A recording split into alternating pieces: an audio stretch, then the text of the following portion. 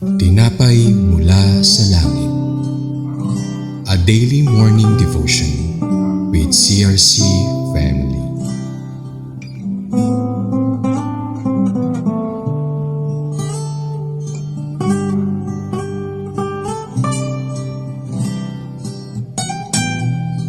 Magandang umaga po sa bawat isa. Tayo po ngayon ay nandito sa ating Tinapay Mula sa Langit episode 1627 na may pinamagatang God gave the victory over the Amorites, na matatagpuan natin sa patuloy na pagbabasa sa aklat ng mga hukom or Judges chapter 11 verses 19 to 22. Bago po yan, tayo po ay manalangin. Aming Diyos na makapangyarihan sa lahat, salamat po sa panibagong umaga na iyong pinagkaloob sa bawat isa sa amin, sa iyong pag-ibig, sa iyong katapatan at sa patuloy, Lord, na paggabay at pag-iingat mo sa bawat isa sa amin. Salamat po, Panginoon, sa banal na Espiritu, sa aming pag-aaral. Bigyan niyo po kami ng wisdom, knowledge, and understanding upang marami po kami matutunan at ma-reveal ang rema sa bawat isa sa amin. Maraming salamat po, aming Diyos na makapangyarihan sa lahat. Salamat po. Amen at amen. Tayo po'y babasa sa Judges chapter 11 verses 19 to 22 sa MBB version. Verse 19, at nagpadala sila ng mga sugo sa Hesbon kay Haring Sihon ng mga Amoreo upang humingi ng pahintulot na dumaan sa lupaing ito. Verse 20, ngunit hindi pumayag si Sihon. Sa halip, tinipon nito sa Jahas ang kanyang hukbo at sinalakay ang mga Israelita. Verse 21, ngunit sila'y ibinigay ni Yahweh sa kamay ng mga Israelita, kaya ang lahat ng lupain ng mga Amoreo sa dakong iyon ay nasakop ng mga Israelita. 22, buhat sa ilog Arnon sa timog hanggang sa Jabok sa hilaga, at buhat naman sa Tisyerto sa silangan hanggang sa Jordan sa kanluran.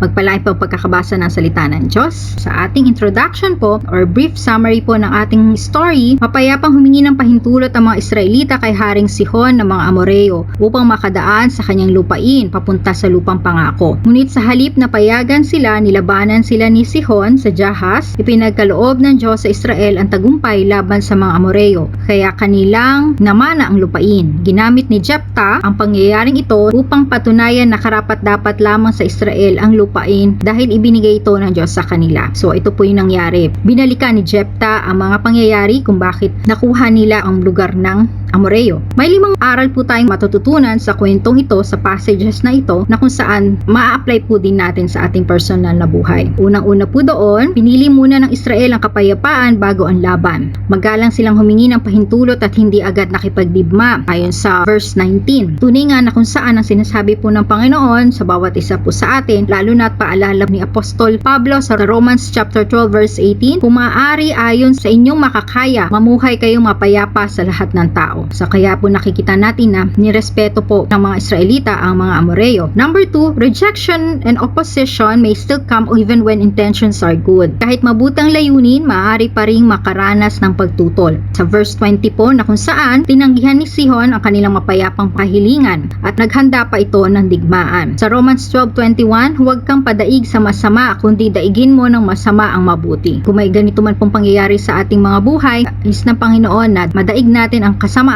sa mabamagitan ng paggawa ng mabuti. At sinabi din po sa 2 Timothy chapter 3 verse 12, ang lahat ng nagnanais mamuhay ng makadiyos kay Kristo Jesus ay daranas ng pag-uusig. So, normal na po sa atin ang magkaroon ng pagsubok, ngunit nasa atin po kung paano natin ito tatanggapin at kung saan tayo magtitiwala para kung sino po ang ating kasama. Number 3, ang Diyos ay lumalaban para sa kanyang bayan. Sabi nga po sa Isaiah chapter 54 verse 17, walang sandatang ginawa laban sa iyo ang magtatagumpay. So, no weapon formed against us shall prosper. Tunay nga po, kasama natin ang Panginoon. Patuloy po siyang susuporta sa bawat isa sa atin. Number 4 po na lesson na tutunan natin dito, tinutupad ng Diyos ang kanyang mga pangako. Sa verse 21 po na binasa natin, namana ng Israel ang lupain dahil tinupad ng Diyos ang kanyang layunin para sa kanila. At tunay nga po, sabi po dun sa Romans chapter 8 verse 31 na lagi po dapat nating panghawakan, if God is for us, who can be against us? Kung alam po natin, payapa po tayo na tumutugon, sumusunod sa nais ng Panginoon, hindi po niya tayo bibiguin, tayo kanyang kakampi. At ang huli po ay remembering God's past faithfulness strengthens present confidence. Sabi nga po doon sa summary ng ating binasa, inaalala ni Jephthah ang kasaysayan ng Israel upang patunayan ang katotohanan at palakasin ang pagtitiwala sa Diyos. Yung goodness ng Panginoon ay naalala at ginugunita at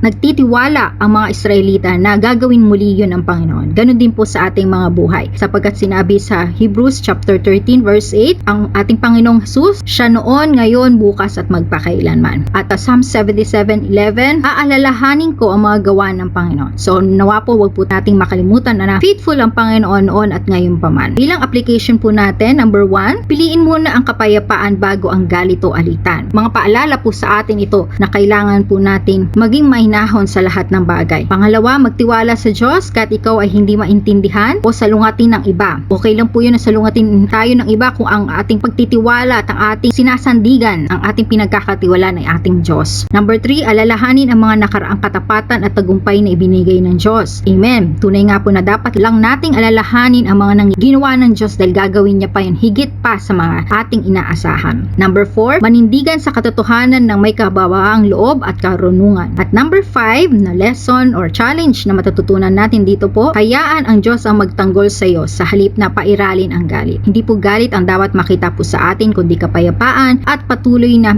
pagtitiwala. Siya lamang po ang ating dapat asahan. In our conclusion po, pinararangalan ng Diyos sa mga taong naghahangad ng kapayapaan at nagtitiwala sa Kanya sa panahon ng kaguluhan. Kahit may pagsalungat, ang Diyos ay nanatiling tapat upang gabayan, pagtanggol at palakasin ang kanyang bayan. Ang talatang ito ay nagpapaalala sa atin na ang tunay na tagumpay ay nagmamula sa Diyos at sa pagtitiwala sa kanyang mga pangako. Tayo po'y manalangin at sama po natin sa panalangin ng ating bansang Pilipinas. Aming Diyos na makapangyarihan sa lahat, salamat po sa kabutihan mo, sa iyong pag-iingat, sa iyong katapatan sa bawat isa. Tunay nga o Diyos, ikaw noon, ngayon at bukas. Salamat po Panginoon dahil tapat ka sa bawat isa sa amin, tapat ka sa bansang Pilipinas.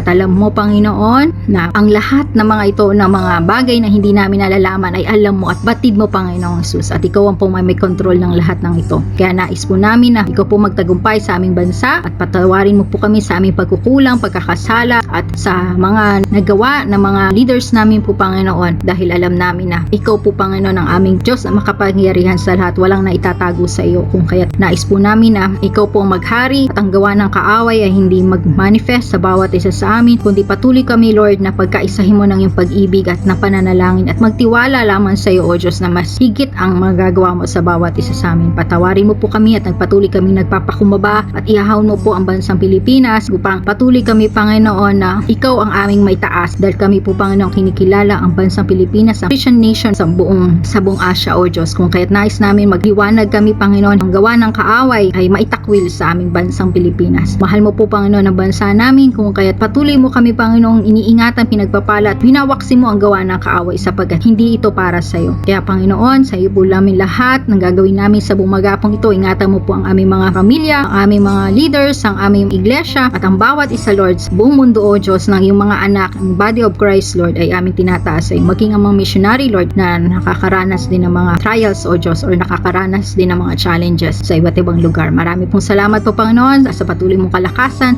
patuloy mo kaming paalalahanan Panginoon na kasama ka namin sa lahat ng oras. Salamat pong muli, sa iyo po namin banal na Espiritu, sa iyo po kami lumalapit, sa iyo po kami nagtitiwala at ikaw po ang aming comforter, ang aming guide, kang kaya't patuloy kami Panginoon napapalakas ng iyong presensya. Salamat po muli aming Diyos Ama, sa tanging pangalan ni Jesus. Amen at amen. Marami pong salamat. Patuloy po tayong mag-aral ng salita ng Diyos at lalong lumalim sa Kanya, sa Kanyang kalooban at sa Kanyang pagkakatawag sa bawat isa sa amin.